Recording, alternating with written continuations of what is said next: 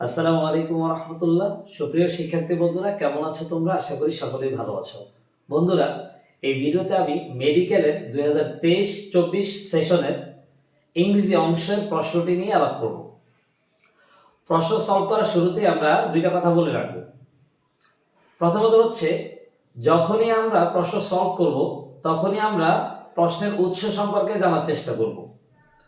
পাশাপাশি প্রত্যেকটা অপশন কেন হয়েছে কেন হলো না এটার ব্যাখ্যা জানার চেষ্টা করব। তো চলো আমরা শুরু করি। প্রথমে আমরা দেখতে পাই which one of the following is an abstract noun। প্রশ্নে দেওয়া আছে কোনটা অ্যাবস্ট্রাক্ট নাউন, অর্থাৎ option A B C D তে কোনটাতে অ্যাবস্ট্রাক্ট নাউন দেয়া আছে সেটা আমাদেরকে বের করতে হবে। তো এই প্রশ্নের উত্তর জানতে হলে আমাদেরকে আগে জানতে হবে এই প্রশ্নটা কোথা থেকে করা হয়েছে। এই প্রশ্নটা মূলত নাউনের প্রকারভেদ থেকে নিয়ে করা হয়েছে। নাউনকে ভাগ করা যায় কনক্রিট নাউন এবং অ্যাবস্ট্রাক্ট নাউনে। এখন আমাদেরকে জানতে হবে অ্যাবস্ট্রাক্ট নাউনটা কি। অ্যাবস্ট্রাক্ট নাউন হলো ওই নাউন যেটাকে আমরা দেখতে পাই না, অর্থাৎ যার অস্তিত্বটা ভিজিবল না, যেটা বরং উপলব্ধ করা যায়। তা আমরা এখানে দেখি কোনটা আসলে দেখা যায় না, শুধু উপলব্ধি করা যায়। অপশন এতে আমরা দেখতে পাই চাইল্ড রয়েছে। এই চাইল্ড মানে হচ্ছে শিশু, অর্থাৎ আমরা শিশুদেরকে দেখতে পাই, দ্যাট মিন্স হচ্ছে এটা অ্যাবস্ট্রাক্ট নাউন নয়। তারপর অপশন বি তে আমরা দেখতে পাই চাইল্ডহুড। এই চাইল্ডহুড মানে হচ্ছে শৈশবকাল।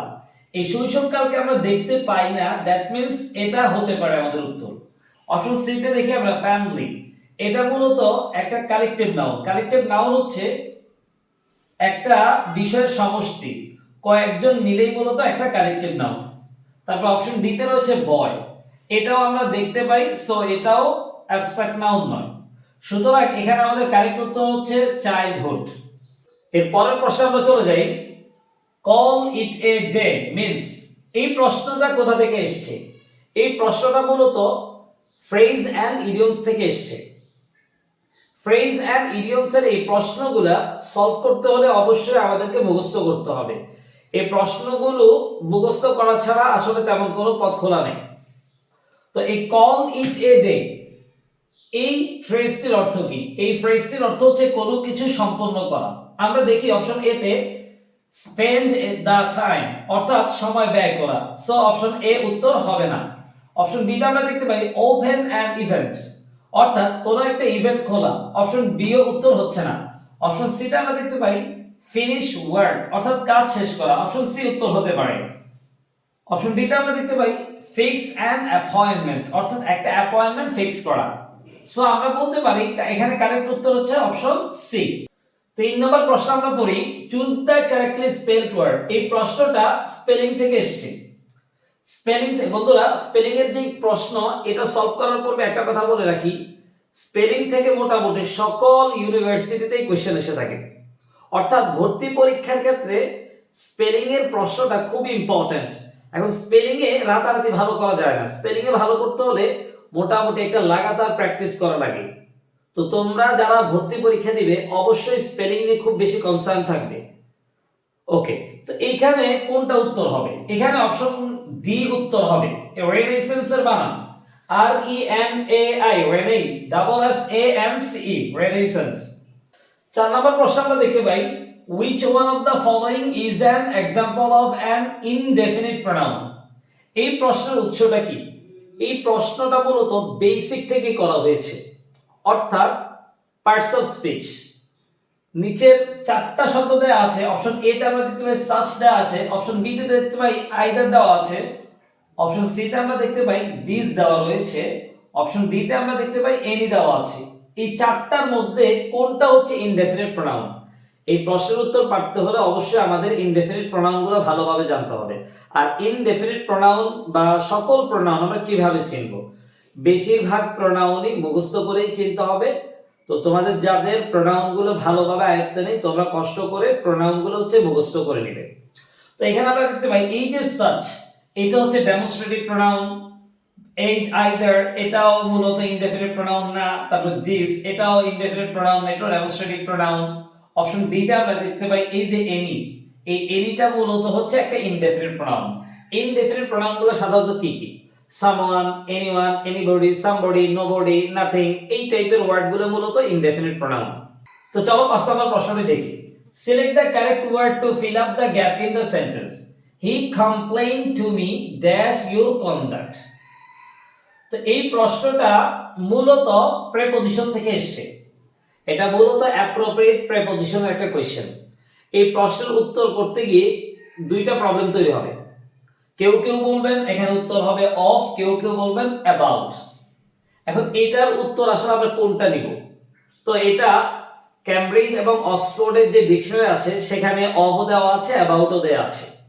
সো দুইটাই উত্তর হতে পারে, কিন্তু ক্যামব্রিজ আর অক্সফোর্ড ডিকশনারিটা খুব ভালোভাবে লক্ষ্য করলে এখানে বেশিরভাগ সময়ই অ্যাবাউট উত্তর নেওয়ার কথা, কিন্তু এরপরও এই বিষয়টা আসলে কারেক্ট করে বলা যাচ্ছে না। এটা পুরাটাই নির্ভর করে ভর্তি পরীক্ষায় যারা প্রশ্নটা করেছেন তাদের উপরে। সো এখানে উত্তর হয় অ্যাবাউট হবে, না হয় অফ হবে। এরপরের প্রশ্ন আমরা দেখতে পাই, choose the correct one to fill in the blank. I came to England dash English. এই প্রশ্নটাই মূলত শূন্যস্থান পূরণ করতে বলা হয়েছে। যদিও আমাদের খালি ছবি দেখলে মনে হবে এটা একটা কমপ্লিটিং সেন্টেন্স, কিন্তু এটা গ্রামারের সাথে কানেক্টেড। যেমনটা আমরা দেখতে পাই অপশন এ তে টু লার্ন দেওয়া আছে, অপশন বি তে ফর টু লার্ন দেওয়া আছে, অপশন সি তে টু লার্নিং দেওয়া আছে, অপশন ডি তে ফর লার্নিং দেওয়া আছে। আমরা এক এক করে আগে অপশন এ তে আমরা দেখতে পাই টু লার্ন দেওয়া আছে, এটা হতে পারে। কারণ হলো আমরা দেখি শূন্যস্থানের ঠিক আগে আমরা দেখতে পাই কেম একটা ভার্ব রয়েছে। এখন একটা মেইন ভার্ব হলে তারপরে ইনফিনিটিভ হতে পারে। অপশন বি তে আমরা দেখতে পাই ফর টু লার্ন। ফর নিজেও একটা প্রেপোজিশন, তারপর টু একটা প্রেপোজিশন, আর দুই প্রেপোজিশন পাশাপাশি নরমালি বসে না, তারপরে প্রেপোজিশনের পর আবার ভার্বের সাথে একটা নাম্বার রূপ দিয়ে রাখছে। সো এটা উত্তর হচ্ছে না, অপশন বি বাদ। অপশন সি তে আমরা দেখতে পাই টু লার্নিং। টু এর পর সাধারণত ভার্বের এক নাম্বার রূপ হয়, যেহেতু অপশন সি তে টু এর পরে ভার্বের সাথে আইএনজি যুক্ত করা আছে, তাই অপশন সি উত্তর হচ্ছে না। অপশন ডি তে আমরা দেখতে পাই ফর লার্নিং দেওয়া আছে, এটা উত্তর হতে পারে। এখন আমরা অপশন এ উত্তর করব নাকি অপশন ডি উত্তর করব? অপশন এ তে দেখতে পাই আমরা ইনফিনিটিভ দেওয়া আছে, অপশন ডি তে আমরা দেখতে পাই ফর তারপর লার্নিং দেওয়া আছে। কোনটা উত্তর হবে? ইনফিনিটিভ সাধারণত উদ্দেশ্য বোঝায়, আর ফর সাধারণত কারণ বোঝায়। এখন আমরা দেখি এক্স্যাক্টলি আমাদের বাক্যে কি বলা আছে। আই কেম টু ইংল্যান্ড, অর্থাৎ আমি ইংল্যান্ডে এসেছিলাম ড্যাশ ইংলিশ, ইংলিশ শিখতে। ইংলিশ শেখার কারণে এসেছি নাকি ইংলিশ শিক্ষার উদ্দেশ্যে এসেছি? তো স্বাভাবিকভাবে এখানে উদ্দেশ্যই বোঝাচ্ছে, এই জন্য আমরা উত্তর করব হচ্ছে অপশন এ টু লার্ন। এর পরের প্রশ্ন আমরা চলে যাই। Few men are free from faults. Here few means, এখানে ফিউটার অর্থ কি? এই ফিউটা মূলত একটা ডিটারমিনার। তো এই ফিউর অর্থটা তুমি জানলে তাহলে তুমি এটার উত্তর করতে পারবা। তো ফিউ আর এ ফিউ দুইটা ওয়ার্ড আছে, ফিউ আর এ ফিউ। ফিউর শুরুতে যদি এ ফিউ যুক্ত হয় তখন এর অর্থ হয় কিছু, কতে। আর যদি ফিউ থাকে তাহলে ফিউর অর্থ হয় নাই বললেই চলে, অর্থাৎ খুবই কম আছে। সো এখানে আমরা দেখতে পাই অপশন এ তে নান দেওয়া আছে, নান মানে হচ্ছে নাই। বি তে আমরা দেখতে পাই হার্ডলি এনি, হার্ডলি মানে কদাচিৎ, এনি মানে কোনো কিছু, অর্থাৎ কদাচিৎ কিছু আছে। দ্যাট মিন্স হচ্ছে অপশন বি উত্তর হতে পারে। অপশন সি তে আমরা দেখতে পাই সাম, সাম মানে কিছু। সো ফিউ অর্থ কিছু না, ফিউ মানে একদম নাই বললেই চলে। অপশন ডি তে আমরা দেখি নট মাচ, খুব বেশি না, দ্যাট মিন্স হচ্ছে আছে। তো এখানে অপশন এ উত্তর হচ্ছে না, অপশন সি উত্তর হচ্ছে না, অপশন ডি উত্তর হচ্ছে না, কারেক্ট উত্তর হচ্ছে অপশন বি। অষ্টম নম্বর প্রশ্ন আমরা দেখতে পাই what is the correct indirect form of he said you had better see a doctor. এই প্রশ্নটা মূলত ন্যারেশন থেকে এসেছে। তোমরা যারা ভর্তি পরীক্ষা দিবে তোমাদেরকে একটা কথা বলে রাখি, ন্যারেশন টপিকটা হচ্ছে তোমাদের ভর্তি পরীক্ষার জন্য খুব ইম্পর্টেন্ট, কারণ এটি ইন্টারমিডিয়েটের সিলেবাসে রয়েছে। সো ন্যারেশন, ভয়েস, এই টপিকগুলো খুব মনোযোগ সহকারে পড়ে নিবে, ইনশাআল্লাহ এগুলো থেকে কোশ্চেন আসবে।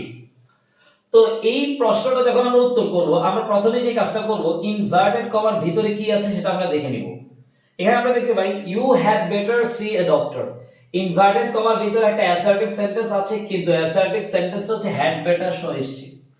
মনে রাখতে হবে একটা রুলস আছে, ইনভার্টেড কমার ভিতরে যদি অ্যাসার্টিভ সেন্টেন্সটা হ্যাড বেটার সহ থাকে তাহলে ওটাকে আমরা ইমপ্যারাটিভ সেন্টেন্সের মতো নারেশন দিয়ে যাব। ইমপ্যারাটিভ সেন্টেন্সে নারেশন করা একটা পদ্ধতি হচ্ছে, আমরা যেটা করব, অ্যাসার্টিভ সেন্টেন্সের সাবজেক্ট এবং এই যে মডাল ভার্ব রয়েছে এটাকে ফেলে দিব, তারপরে হচ্ছে মূল ভার্বের পূর্বে টু যুক্ত করে উত্তর করব। সো সবটা বিবেচনা করে এখানে আমরা দেখতে পাই অপশন এ তে হি অ্যাডভাইস মি, এরপর আমরা দেখতে পাই যে ইউ হ্যাড বেটার, এটাকে ফেলে দিয়ে সি তার পূর্বে টু বসিয়ে উত্তর করেছে। সো এখানে কারেক্ট উত্তর হবে অপশন এ। 9 নম্বর প্রশ্ন আমরা দেখতে পাই the synonym of the word anarchy is. এই প্রশ্নটা মূলত সিনোনিম থেকে এসেছে। তো এই সিনোনিম থেকে আসা এই প্রশ্নগুলো অবশ্যই মুখস্থ করে নিতে হবে। এখন এগুলো কোথা থেকে মুখস্থ করব? মেডিকেলে যারা পড়বে তারা বিগত সালের প্রশ্নগুলো খুব ভালোভাবে পড়ে নিলেই তাদের প্রস্তুতি কমপ্লিট হয়ে যাবে বলে আমরা ধারণা করি। কারণ গত বছর এবং এই বছর সম্পূর্ণ প্রশ্নগুলোই অতীতের বিভিন্ন পরীক্ষার প্রশ্নই রিপিট হয়েছে। সো এখানে আমরা দেখতে পাই এই যে অ্যানার্কি শব্দের অর্থ হচ্ছে নৈরাজ্য। এখন নিচের কোন শব্দটা আসলে এটা সিনোনিম হবে?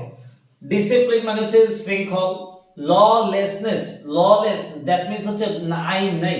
সো অপশন বি উত্তর হতে পারে। অপশন সি তে আমরা দেখতে পাই প্ল্যাসিডিটি, দ্যাট মিন্স হচ্ছে শান্ত অবস্থা। অপশন ডি তে আমরা দেখতে পাই সেরেনিটি, এটাও শান্ত।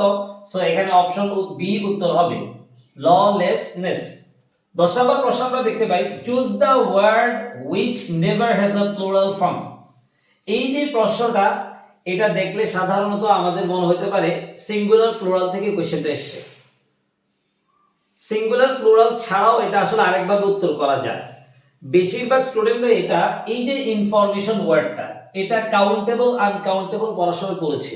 আমরা জানি কাউন্টেবল আনকাউন্টেবল অর্থাৎ যা গণনা করা যায় এবং গণনা করা যুক্তিসঙ্গত সেটা হচ্ছে কাউন্টেবল, আর যা গণনা করা যায় না আর গেলেও তা যুক্তিসঙ্গত হয় না সেটা হচ্ছে আনকাউন্টেবল। আর মনে রাখতে হবে আনকাউন্টেবল নাউনের কখনোই প্লুরাল হয় না। এই যে আমরা এখানে দেখতে পাই অপশন এ তে ইনফরমেশন ওয়ার্ডটি রয়েছে, এটি একটি আনকাউন্টেবল নাউন। এই আনকাউন্টেবল নাউন যেহেতু এটির প্লুরাল হয় না, সো এখানে কারেক্ট উত্তর হবে অপশন এ। 11 নম্বর প্রশ্নটা আমরা দেখি we work everyday except Friday, what parts of speech is except. এটাও মূলত পার্টস অফ স্পিচেরই একটা কোশ্চেন। অর্থাৎ এই যে বাক্যে ব্যবহৃত অ্যাকসেপ্ট শব্দটি এটা পার্টস অফ স্পিচ কি? তো এটা পার্টস অফ স্পিচও জানা থাকতে হলে তোমাদেরকে হচ্ছে পার্টস অফ স্পিচে খুব ভালো অভিজ্ঞতা থাকতে হবে। তো পার্টস অফ স্পিচের মধ্যে 4টা আছে যেটা মোটামুটি মুখস্থ করে চিনতে হয়। তার মধ্যে একটা হচ্ছে প্রোনাউন, আরেকটা হচ্ছে প্রেপোজিশন, তারপর আরেকটা হচ্ছে কনজাংশন, তারপর আরেকটা হচ্ছে মেইন ভার্বগুলো। তো এইখানে আমরা দেখতে পাই এই যে অ্যাকসেপ্ট ওয়ার্ডটি রয়েছে এটি মূলত একটি প্রেপোজিশন যার অর্থ হচ্ছে ছাড়া। সো কারেক্ট উত্তর হবে অপশন ডি। 12 নম্বর প্রশ্নটি আমরা দেখতে পাই চুজ দ্য কারেক্ট সেন্টেন্স। অর্থাৎ option A B C D তে একই টাইপের 4টা বাক্য দেয়া আছে, এই 4টা বাক্যের মধ্যে কোনটা কারেক্ট সেটা আমাদেরকে বের করতে হবে। তো এই ধরনের প্রশ্নের উত্তর করতে হলে অবশ্যই আমাদেরকে সাবজেক্ট, ভার্ব, অবজেক্ট মোটামুটি গ্রামার সম্পর্কে খুব ভালো আইডিয়া রাখতে হবে। আমরা একে একে সবগুলো প্রশ্ন যাচাই করে দেখব। অপশন এ তে আমরা দেখতে পাই আই ডু নিড সাম ফার্নিচারস। এই যে এখানে আমরা দেখতে পাই এখানে ডু এই তারপর হচ্ছে নিড, অর্থাৎ ডু নিজেও একটা ভার্ব, তারপর নিড আর একটা ভার্ব, এটা আসলে উত্তর হবে না। পাশাপাশি আমরা দেখতে পাই ফার্নিচারস, এটা একটা আনকাউন্টেবল নাউন আর আমরা জানি আনকাউন্টেবল নাউনের প্লুরাল হয় না। সো অপশন এ তে যেহেতু ফার্নিচার শব্দটিকে প্লুরাল করা হয়েছে তাই অপশন এ উত্তর হবে না। অপশন বি তে আমরা দেখতে পাই I need a few furniture. এখানে খালি চোখে দেখলে আমাদের মনে হবে এটা তো কারেক্ট আছে, কিন্তু এখানে ভুলটা অন্য কোথাও করেছে। এখানে আমরা দেখতে পাই আই সাবজেক্ট, নিড হচ্ছে ভার্ব, ঠিক আছে, এ ফিউ ডিটারমিনার, ঠিক আছে, ফার্নিচার আনকাউন্টেবল নাউন, ঠিক আছে। এখানে প্রবলেম এই যে ফিউ শব্দটা রয়েছে, few, a few, the few, very few, যে ওয়ার্ডই হোক এটা মূলত এমন একটা ডিটারমিনার যেটা কাউন্টেবল নাউনকে মডিফাই করে। যেহেতু ফার্নিচার ওয়ার্ডটির শুরুতে এ ফিউ রয়েছে আর ফার্নিচার ওয়ার্ডটি আনকাউন্টেবল, তাই অপশন বি উত্তর হবে না। অপশন সি তে আমরা দেখতে পাই আই নিড এ ফিউ ফার্নিচারস। এখানে আমরা দেখতে পাই এই যে ফার্নিচারস ওয়ার্ডটিকে প্লুরাল করা হয়েছে, এইজন্য অপশন সি উত্তর হবে না। এরপর আমরা চলে যাই অপশন ডি তে I do not need furniture, এটা কারেক্ট উত্তর। আমরা এটাতে একটু স্ট্রাকচারালি দেখি I subject do not need, এই যে ডুটা ব্যবহার হয়েছে এখানে এটা মূলত প্রেজেন্ট ইনডিফিনিট টেন্সকে নাবোধক করার জন্য ব্যবহৃত হয়েছে। সো এটাও কারেক্ট আছে। ফার্নিচার আনকাউন্টেবল নাউন, ঠিক আছে, এটি একটি অবজেক্ট। সো এখানে কারেক্ট উত্তর হচ্ছে অপশন ডি। তো চলো আমরা 13 নম্বর প্রশ্নটা সলভ করি। 13 নম্বর প্রশ্ন আমরা দেখতে পাই find out the misspelled word. অর্থাৎ নিচে যে 4টা অপশন রয়েছে এর মধ্যে কোনটাতে ভুল স্পেলিং রয়েছে সেটা আমাদেরকে বের করতে হবে। তো আমি আবারও একটু বলে রাখি স্পেলিং থেকে এই বছর 2টা কোশ্চেন এসেছে মেডিকেলে। স্পেলিং ভার্সিটি অ্যাডমিশনগুলোতে খুবই গুরুত্বপূর্ণ একটা টপিক। খুব ভালোভাবে প্র্যাকটিস করে যেতে হবে। ভালোভাবে প্র্যাকটিস করার মাধ্যমেই এটাতে ভালোভাবে উত্তর করা সম্ভব। তো এখানে কোনটা উত্তর হবে? এখানে উত্তর হবে অপশন সি তে, সিমেট্রিতে। এই সিমেট্রি বানানটা ভুল রয়েছে। তারপর প্রশ্নটা দেখতে পাই, what does the phrase keep your chin up? এই যে এটাও মূলত একটা ফ্রেজ থেকে কোশ্চেন। তো আমরা এই বছর মেডিকেলে যে কোশ্চেনটা দেখলাম সেখানে দুইটা ফ্রেজ থেকে কোশ্চেন এসেছে। এই যে কিপ ইউর চেন আপ, এটাও মূলত অতীতের একটা কোশ্চেন। এটার অর্থ কি হবে? এটার অর্থ দুইটা হইতে পারে, বি চিয়ারফুল অথবা বি ব্রেভ। এখন কোনটা উত্তর হবে সেটা আসলে বলা মুশকিল।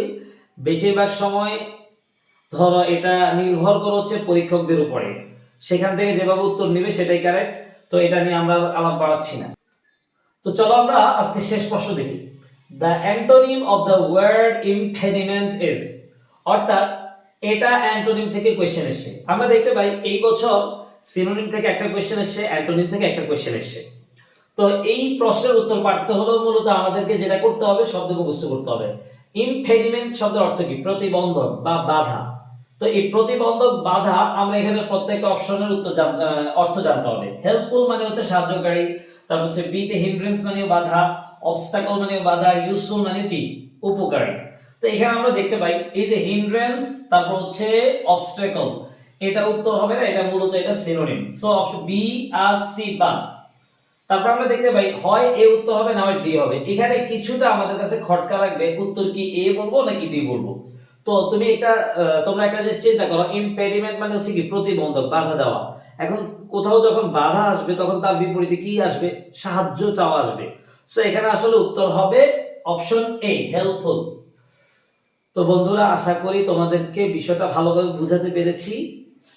পরবর্তী অন্য কোনো ভিডিও নিয়ে আবারও হাজির হয়ে যাব। ততক্ষণ পর্যন্ত ভালো থাকবে। আসসালামু আলাইকুম ওয়া রাহমাতুল্লাহি ওয়া বারাকাতুহু।